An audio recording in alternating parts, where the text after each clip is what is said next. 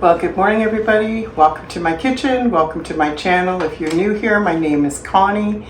I'm a mom of 9 children. No, yes, they're grown up and they're not all living at home, but there's often a lot of them here.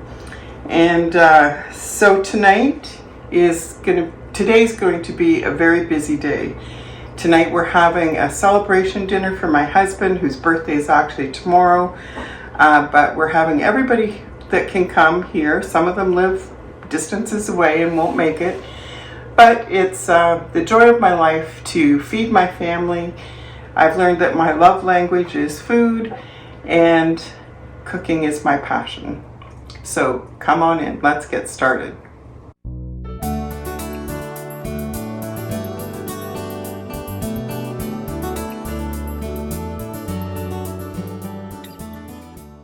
So what we're having tonight is tacos, but we're doing soft shell and hard shell, and apparently we're doing them together.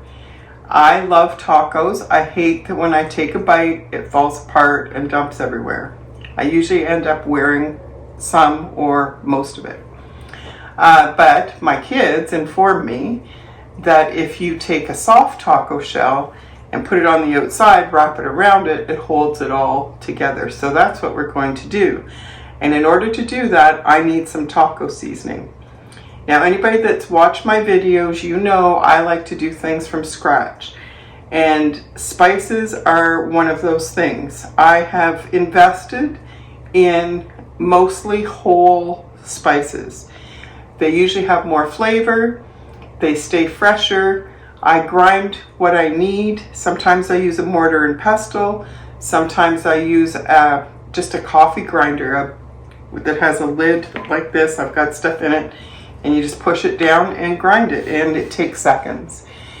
It's usually cheaper, and so the initial investment pays off in the long run, and you can adjust the amounts and quantities of the different ingredients to suit your taste. So today we're going to start with taco seasoning. Okay, so the ingredients for taco seasoning are probably something that most of them you're already going to have on hand. And so I'm just going to go ahead and put this together. The first thing I'm using is 4 tablespoons of chili powder. Now this is also a chili powder that I made myself. Again, half the time I don't remember what recipe I used. If I can find it, I'll link it below. Be lucky if I have 4. Oh yeah, we're good. We'll just dump it all in. That could be my next video. I'll make chili powder. Just kidding. I'm actually going to be away for a few days, so I'm not sure what videos I'm going to have or be able to do. So we'll just see. So the next is 2 tablespoons of ground cumin. And I also grind it myself. I buy cumin seed and grind it in the spice grinder. And I actually used the last of my cumin seed last night, so I'm going to have to stock up on that because it's one of my favorites. I want 2 tablespoons of paprika. I'm using smoked paprika because, I mean, smoky flavor just adds to everything. So 2 tablespoons of that.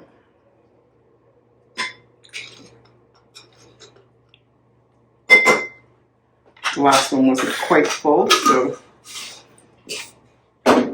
And I need 1 tablespoon, this is important, of kosher salt. 2 would make it way too salty. So a tablespoon of kosher salt. Really, any salt's good, and if all you have is regular store-bought salt, use it. I try to use Celtic sea salt or Himalayan pink salt or kosher salt. I want it to not contain iodine. And we're going to do garlic powder. We need 2 teaspoons of garlic powder.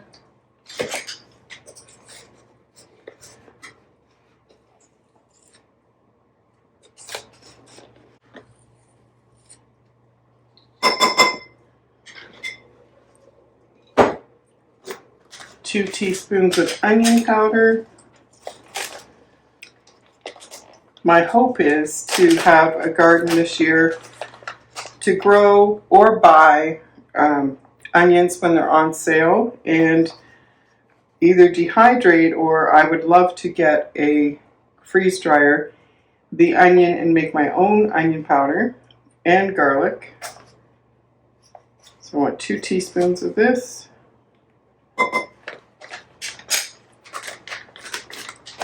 Two teaspoons of oregano, also buy in bulk.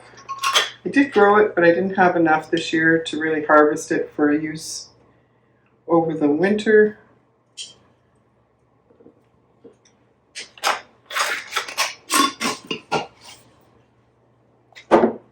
Two teaspoons of black pepper, and that's what I ground this morning because typically I mostly use whole peppers and grind it in my pepper grinder, but sometimes you need ground.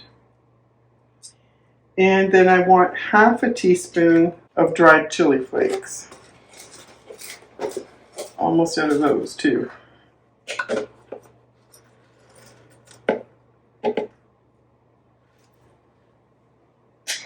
Okay, and that's it, guys. That's your taco seasoning.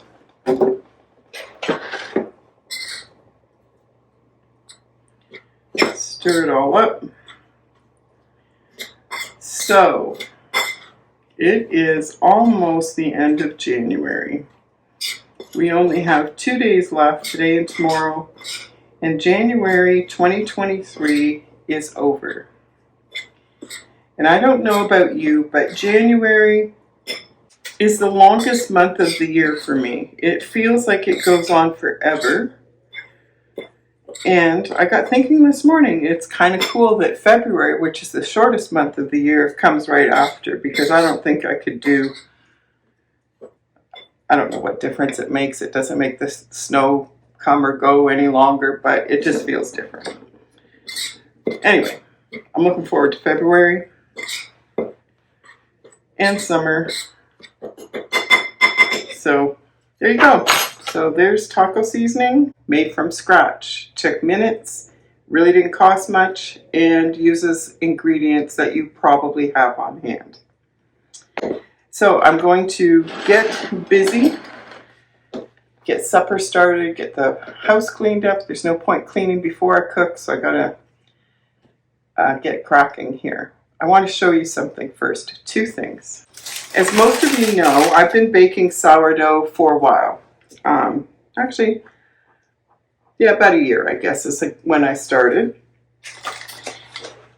And you know, as I looked over old videos that I've posted, I see things that I do differently now than I did then, things I've learned along the way, different recipes I've found, and I'm always tweaking with ingredients, with process, all those things.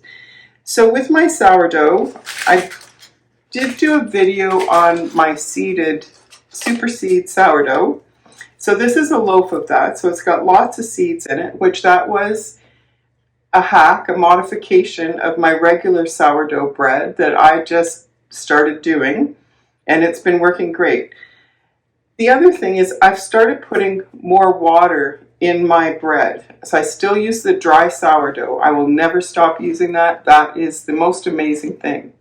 I've left it for 3 weeks to a month in the fridge, not fed, and it did bread just as good as if it was fresh the day before. So I won't stop doing that. I am starting to add more water to my dough recipe.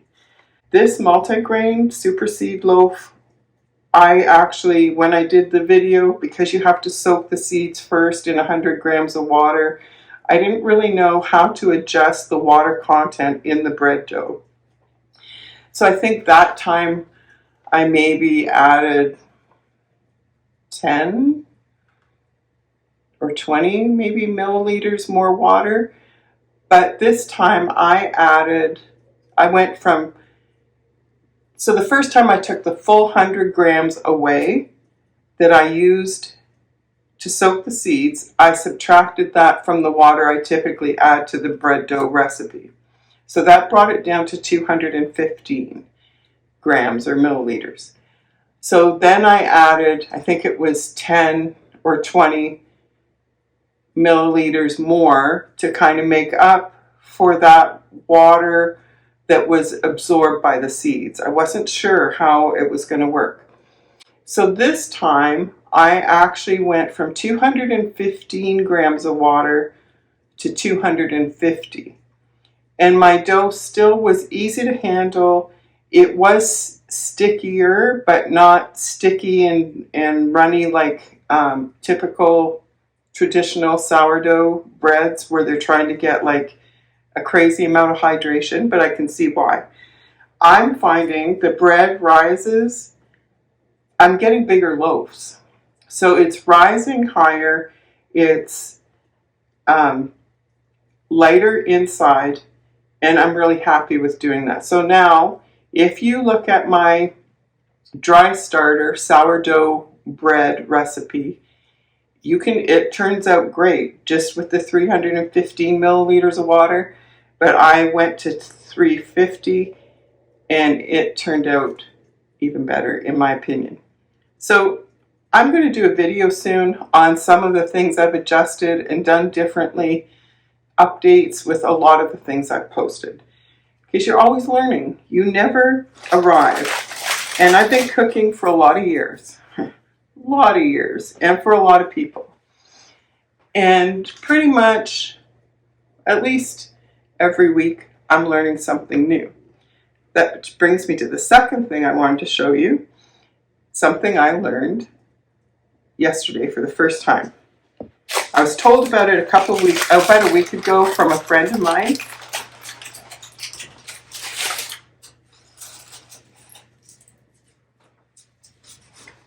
She had seen it on a TikTok video. And if you saw my 40 clove garlic roast chicken video, you would have heard me say, I hate peeling garlic. And so she said, this might work for you. And so I tried it yesterday and it worked beautifully. So all I'm doing is separating these cloves of garlic. I'm going to do a whole head at once. Take off the excess paper, just so it doesn't all go in your bowl.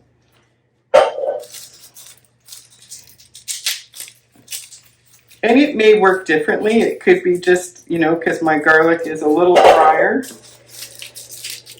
But I don't care. Even if it only half works, it's still going to be better than peeling every silly clove.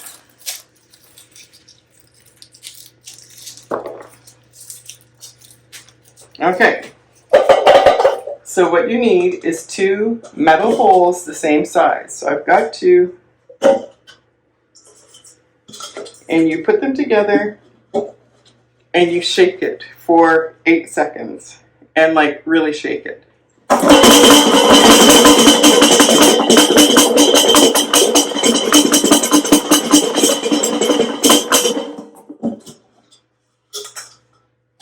Guys. Oh my God, this is the best thing I've ever learned. Look at this. Peeled. It's beautiful. Dorothy, thank you. I will be forever in your debt. So I have one that didn't come out. Yeah, one out of all those cloves.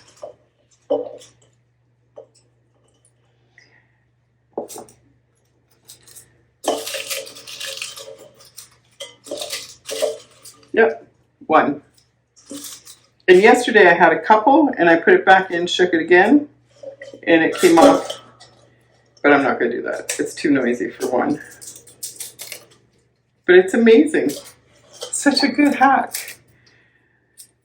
So these things excite me, as you maybe can tell. Glenn came home with a huge bag of, like, I'm not kidding, it was huge. I'm still using it. It was weeks ago.